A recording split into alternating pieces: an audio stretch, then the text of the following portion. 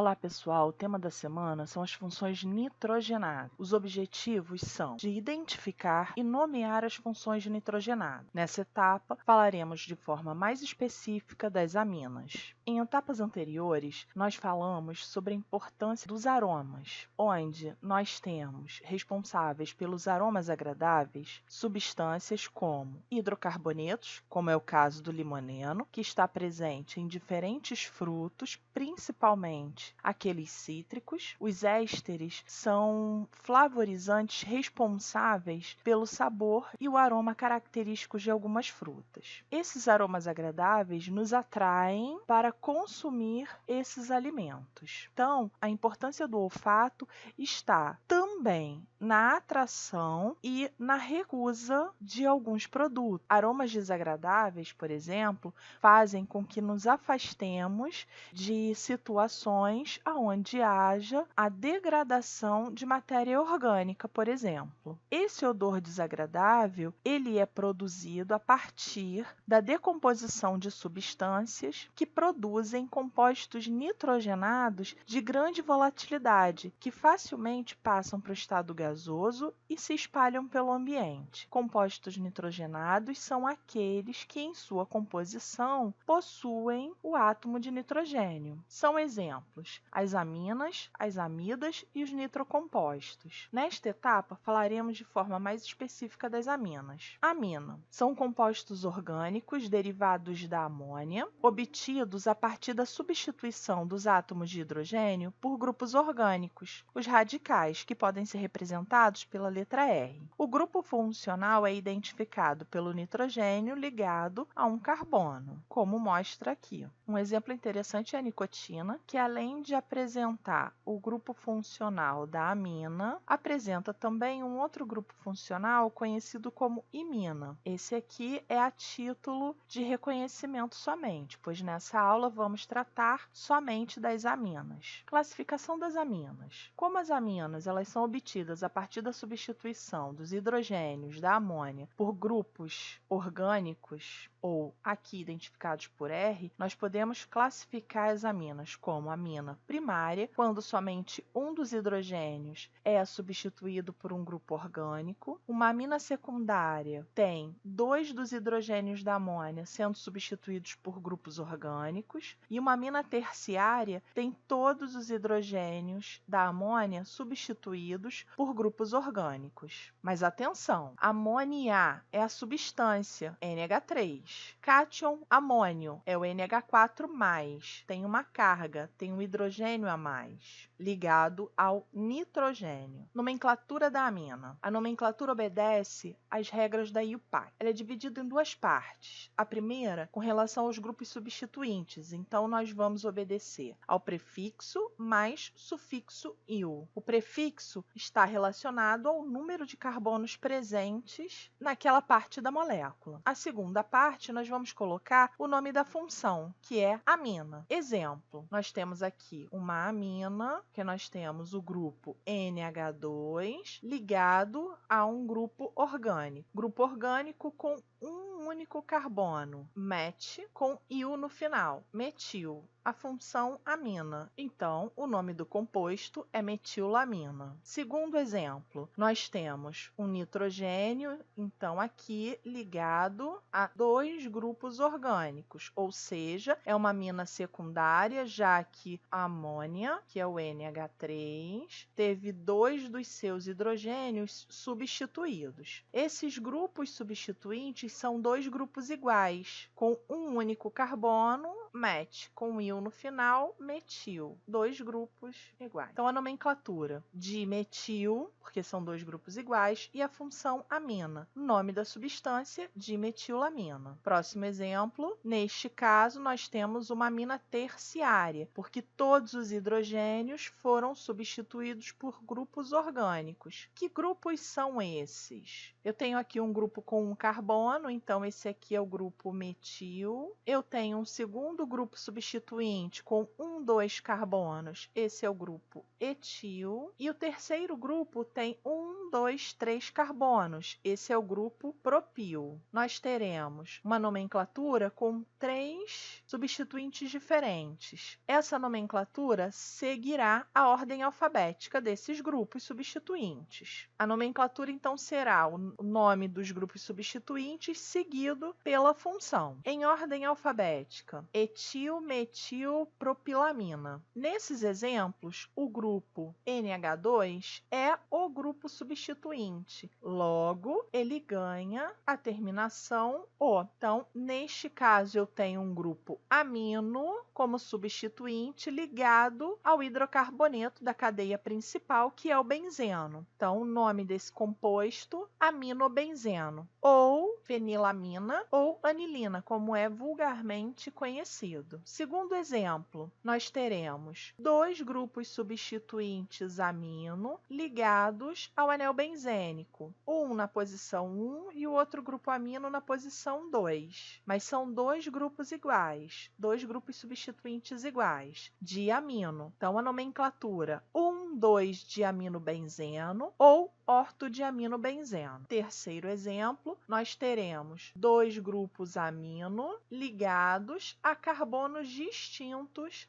nesta cadeia principal, que contém 3 carbonos. Logo, diaminopropano. Nomenclatura 1,3-diaminopropano. Uso das aminas. Compostos que possuem essas funções orgânicas na sua estrutura estão envolvidos na produção industrial, como na obtenção de anilina, condicionadores de cabelo, explosivos, vulcanização da borracha. Estão presentes na decomposição de muitos animais e também são usados como medicamentos, como é o caso da cafeína, morfina, entre outros. Em contato com a pele, esses produtos podem causar uma pequena irritação, e a ingestão de compostos aminados pode resultar na irritação do estômago. Um dos mais interessantes usos de compostos que contêm a função orgânica amina são nas tinturas de cabelo. Então, nós podemos observar aqui que várias delas possuem em sua composição produtos que contêm a função amina. Propriedades físicas das aminas. O nitrogênio é um átomo mais eletronegativo do que carbono e do que o hidrogênio. O nitrogênio possui um par de elétrons não ligantes, o que já confere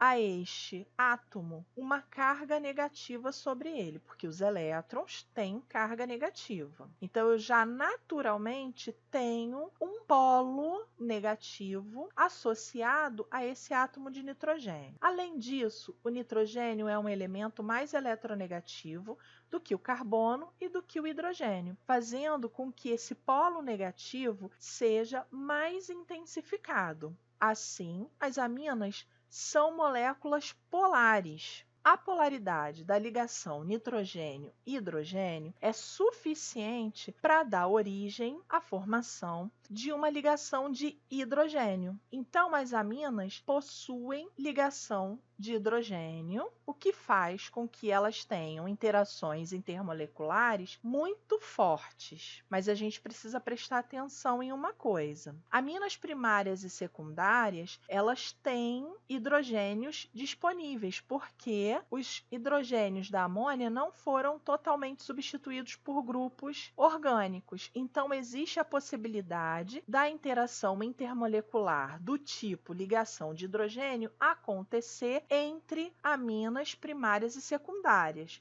o que não acontece nas aminas terciárias, porque não tem hidrogênio disponível para fazer esse tipo de interação intermolecular. É importante lembrar que interação intermolecular é a interação entre duas moléculas. Então, nesse caso aqui, eu tenho 2 aminas secundárias porque 2 dos hidrogênios da amônia foram substituídos por grupos orgânicos e a interação do tipo ligação de hidrogênio está acontecendo entre o nitrogênio, o par de elétrons do nitrogênio de uma das moléculas com o hidrogênio de uma outra molécula dessa mesma amina. Assim, quando pensamos na propriedade física das aminas, como o caso do ponto de ebulição, as aminas terciárias terão pontos de ebulição menores que das aminas primárias e secundárias de massas semelhantes, porque não haverá a possibilidade de existir a interação intermolecular do tipo ligação de hidrogênio nas aminas terciárias. Se não tem essa interação intermolecular, elas ficam mais livres para passarem do estado líquido para o gasoso mais facilmente, numa temperatura menor. Então, quando nós observamos esse quadro, aqui nós temos o ponto de ebulição para algumas substâncias. Temos